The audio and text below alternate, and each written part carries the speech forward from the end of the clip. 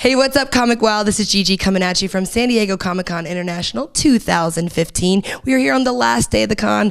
Always sad to see it end, but fortunately we got to squeak in an interview with one of our favorites, James Tynion IV. Thank you so much for being here. Thanks for having me. How's the con been so far for you this year? Oh, it's been great. I mean, this show, there's a special kind of magic to San Diego. It's really, it's so huge. It's so larger than life, and just seeing everyone's excitement on every level, just like running around the whole floor. I don't know. It's energizing. Like, as much as it is totally exhausting, and it breaks you down, James. It breaks you down. It breaks you down.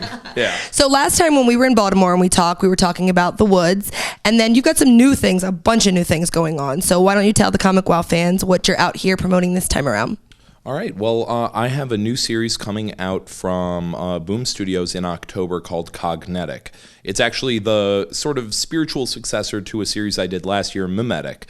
That basically 3 years ago, I sat down and sort of challenged myself to try to reinvent the apocalypse genre and see if I could come up with some cool ideas of how to do stories like that end the world in ways that we haven't seen before. The first of those was Memetic, which is in stores now. The trade will be out in October, which it was about an image that ends the world in 3 days, posted online. It's the idea of a memetic apocalypse. The second one is now coming out in October of this year. It's in the same format, 3 oversized issues.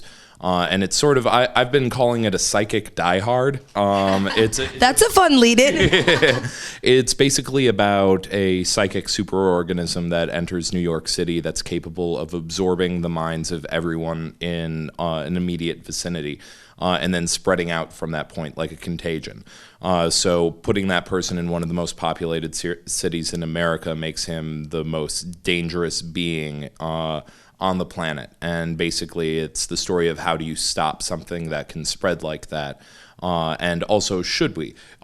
Is humanity, are we supposed to be individuals, or are we just cogs in a larger machine that should have a central mind that controls everything? Now, how much of this, when you write books like this, like I immediately when you said, I challenged myself to reinvent the apocalypse, basically, I think with all the projects you're doing, like how do you even have time to come up with a new concept? Like, I'm just sitting around and I think, you know what, I think I need to reinvent how the apocalypse works. So how much of that is like, where does that kind of inspiration come from? Because obviously certain things are just purely creative and something you would want to read, but then is there some event that happens, whether it's in the news or in personal life, that says, you know what, this has kind of got me on this role of thinking about this? Well, it comes a little bit from everywhere. It's, all of my work, everything about it is sort of me taking my life and putting it out there and sort of like letting everyone into how my brain works. And with a horror comic, it's always about horror is always about tapping into core cultural fears, if it's successful. So I've spent a lot of time thinking about horror and also what the culture is afraid of right now. And one thing that has always terrified me is the idea of any kind of homogeny, the idea that, we're all sort of becoming the same as we have this sort of global superculture. And I approached that for the first time with Memetic, which was just the idea that now information can spread faster than we are capable of understanding whether or not an idea is good or bad. And now with Cognetic, it's the idea that we stop making the decisions as individuals, we are making decisions as a mass. And when you get to that point, you become less of an individual, you become part of some kind of superorganism.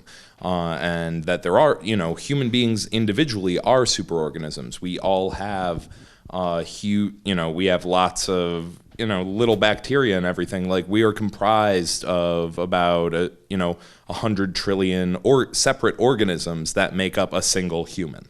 And if you look at humanity as a singular culture, we are, like, each individual human could be viewed as a small piece of one larger whole. And if you have a being that's capable of sort of taking all of that together and directing it, that's terrifying to me.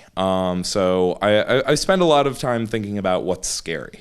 I was going to say, listening to you talk about the story, do you find that when you're writing a story like that is something potentially so horrific, that you find yourself writing it the way you think it would actually happen? As in, I always say, when people talk about aliens attacking the Earth, I'm like, oh, we're screwed. If any movie that ends with us winning is ridiculous because we will all die.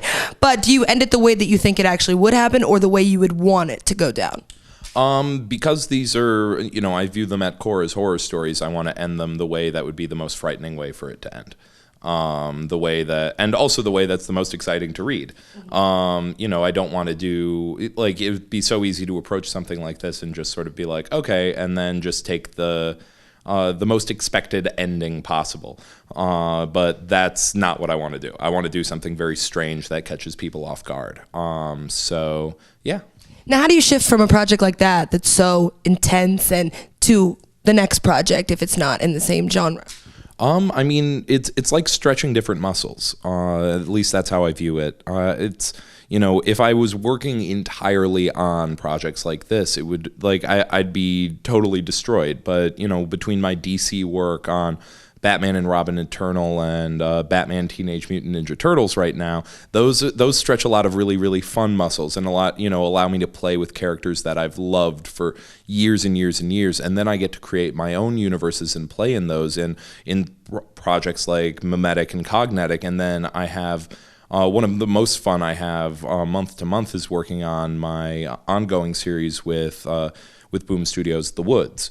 And The Woods is about high school transported into the middle of an alien forest, but now we're in the second year of that. So it's no longer just that core premise. It's like it's evolved to the point of it's, different societies have been coming to this alien world once every 100 years for all of human history. And in all of human history, they still don't know why. And they're still trying to basically make a life for themselves and discover and create meaning for themselves in the midst of the unknown. So that's something that I really love playing with. And and now, when you're a year in writing all of these characters who I love so much, you get to really, play around with them. And in between issue 12 and issue 13, there's actually a 1-year jump. And so, I was able to shake things up in a big way. So The Woods is my, like, special baby. And it's still going strong. And then I have another project at Boom right now, Ufology, which I believe issue 3 just came out. Issue 4 is coming out this next month. And that series is much, it's a bit more grounded. I view it almost as the inverse of The Woods in a lot of ways. The Woods is about a bunch of school kids from Wisconsin going to outer space, and Ufology is about outer space coming to a bunch of small town kids in Wisconsin. So it's sort of a Teen X-Files kind of project with a lot of what we wanted to do with it is we wanted to tell kind of an Amblin-esque like a those kind of heartwarming Steven Spielberg films from back in the day.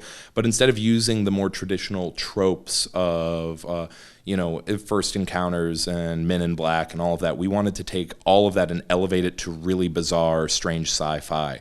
That project I'm working on with my writing partner and best friend from growing up in Wisconsin, Noah J. Yunkel. And, I'm really, really happy with that project. And also, I want to talk, like, with all of these projects, I'm working with such phenomenal artists. And that's got to be a big deal for you, because as you're writing a story, like, to see it play out, it's got to be very similar to if this was made into a live action, who it's cast, because that visual is so important. Yeah, and so with Cognetic, we have the artist of Memetic coming back, Eric Donovan, who I've worked with now. This is my 4th project with Eric Donovan. And there are very, very few people, like, I don't think I've worked with anyone like on 4 separate projects except for him. I absolutely love his work. It's very emotional. It's very there's a lot of energy to it, and it's perfect for ending the world. What a compliment!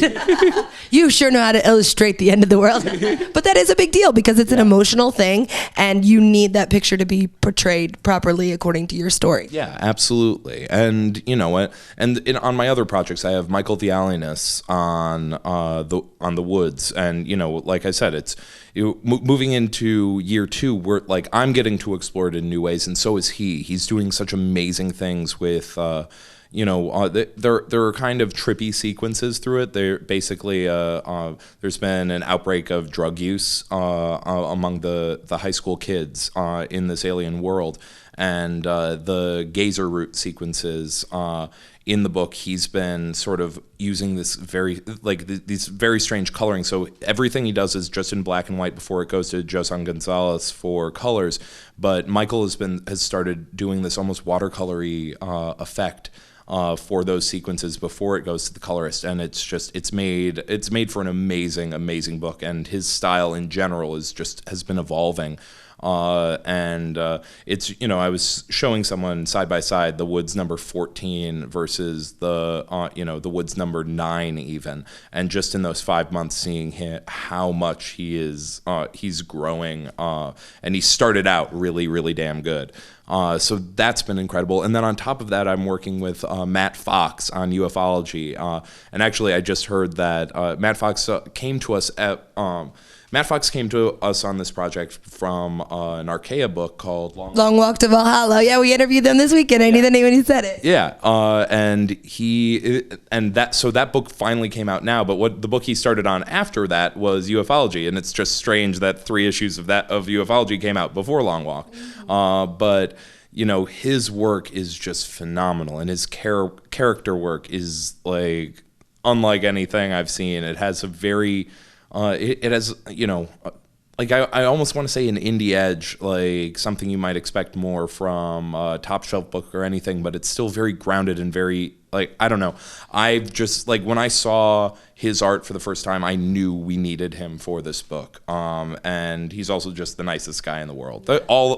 I'm extremely blessed with, incredible artists. And cons like this have got to be a great opportunity too, either within studios that you're both working for or just in general, to be able to kind of make those connections as far as seeing somebody's work and then meeting them face to face. It's got to be a good opportunity for that as well. Oh, absolutely. Mm-hmm. Well, you've got so much going on. I feel like we could talk to you all day. And I don't know why I'm always so surprised when I do an interview with a writer and they're just they've got this great way of alliterating everything. I'm like, that's what you do. That makes sense. But it's always great to talk to you. And it's especially to hear the writer of the book describe it, gives a passion behind it that I think allows all of our ComicWow viewers to understand why these are important books to get. So we've got Memetic, Cognetic, The Woods, and ufology, right? Yep. Did we miss anything? So tell everybody on Twitter, online, where they can get more information. You can follow me at James IV, all spelled out, on Twitter. Okay. Fantastic. And of course, Boom Studios as well. We'll keep you up to date and always on ComicWow. So thanks so much, James, for your time today. For ComicWow, I'm Gigi. This is James Tynion IV, and you're welcome.